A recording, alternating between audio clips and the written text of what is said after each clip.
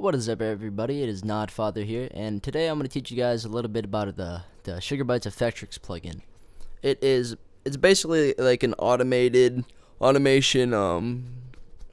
effects processor that was kind of difficult for me to spit out of my brain for some reason, but it's just automation for different effects. And over here on the left side, we have all the effects, such as like X loop, reverse, scratch, vinyl, etc., reverb, everything. So if I do this on top of, actually let me play the melody. This is off of Gmo's new MIDI kit, which is called Choral, which is available at nodiving.co, and the sound is from my Swash kit, which is on nodiving.co as well. We have 4 new kits on there. They're fucking crazy. The Swash kit's a massive preset bundle, so I hope you guys like that one. But today we're going to be getting into this Effectrix processor. As you can see right here, I didn't have to do anything over here loading in any effects. I just have one that does all of this. I'll shut it off to double click. So each plugin does individual things. On the right side of each plugin, on the bottom, it loads it up whenever you click it, but it puts an arrow next to it. You have a mix, attack, and release. This is available on all of them, but over here, from here on out, it changes every single time you load up a new plugin. On the right side, we have the mix and master. So let's say if I want to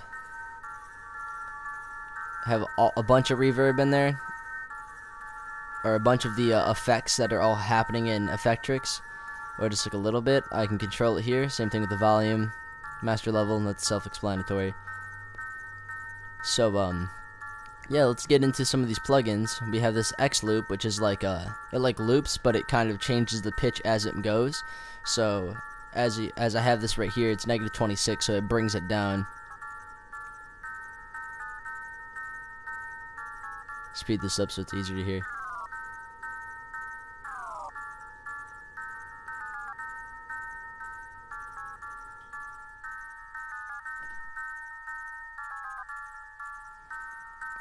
Let's bring this back to 1/8, so it says doom doom doom. This moves with everything. So whenever you press play, it moves with the tempo of the project file, and this works on Logic Pro, Ableton, pretty much any DAW that allows for VSTs to be installed. This will work. On the top left, we can choose the speed of or the tempo that we want Effectrix to run at versus or the measurement we want it to run at versus the actual tempo of the project file. So bring this back to 132. Over here on the loop, it's just this first one we have, but it just has no pitch effect. So just like the DJ Effects looper on the 404. Turn these on. Got this vinyl, which is like a vinyl stop, or if you want it to, so it kind of just like adds like a weird flutter to it. Over here we got the stutter. So basically this just makes it plays through here. It has its own little levels that it goes through. So if I move this all the way over here, it has its own little automation down here, so it controls that. Let's bring this back over here. This crush is a distortion. Again, you can change the distortion, and I have it halfway mixed, so that way it's not super painful. It just kind of chills in there. Over here we have the filter. I don't like how this hurts my ears sometimes, like some of the high frequencies. So I'm gonna keep this here. Got a phaser. It's gonna add to like a little bit of weirdness. The chorus we can add to it. Again, that's just a regular chorus. Delay. I'm gonna bring this up. So now we have that. This can be used on instruments such as like MIDIs and anything that has MIDI input, but this also works on audio files. Let me open this up. This is a recording that I did earlier today. So I'm going to get Effectrix from here. I'm going to shut off all of these. Oh, yeah. That's literally it. I just say, oh yeah, hey, hey, hey, hey. So now I'm going to put these effects on there, the Morphoder. It sounds kind of cool. Shut this off right here. But I have this scratch loop, which let me show you guys what this all does. Single it out.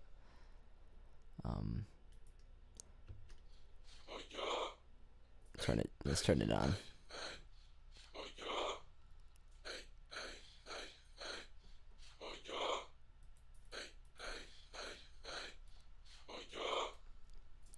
Make it longer.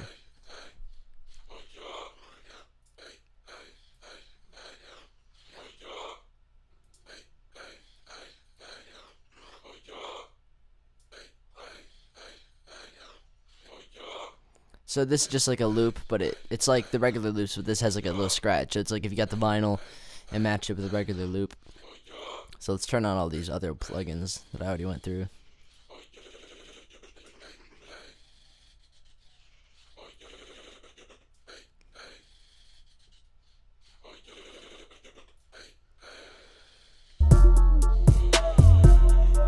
So this sits directly on top of everything. So without Effectrix, this vocal effect just sounded like this.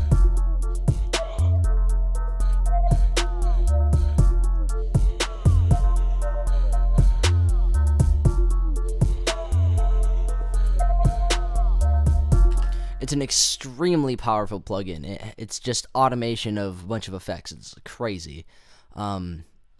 This can also be applied to, again, drums, anything that has a MIDI file. So let's put this on our snare. Let's reverse it. So let's see whenever it hits on here. So I think it's on 14. That's 13 actually.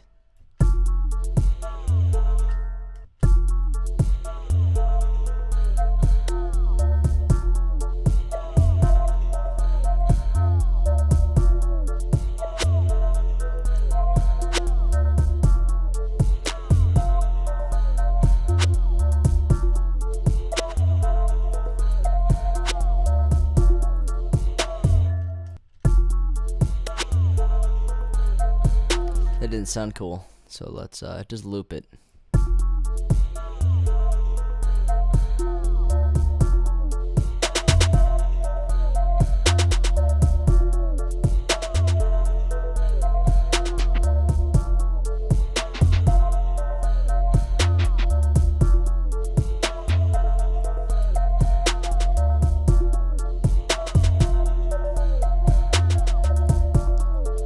And all this doesn't add any new MIDI. It just gets the audio signal that was there before and just manipulates it. So we're gonna shut that off. That sounds ugly as hell. And take off this vocal file right here. This is pretty much Effectrix. You can actually control it based off of a MIDI. So let's actually open up a new software instrument. And we're going to go to AU control, then we're going to go to this. We're going to have this control the glass box that we hear. So let's get this and open this up. Go down here and control this one right here. So what this does is it controls these. And these on this you can have multiple different things. So let's go to Glassbox and let's save this.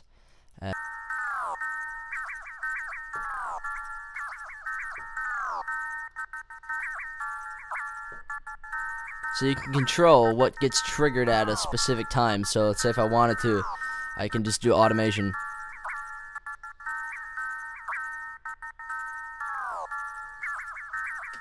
So now, whenever I just load this through here, it's going to play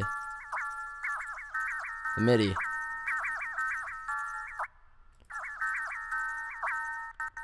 Let's say if I mute this, it's just back to normal.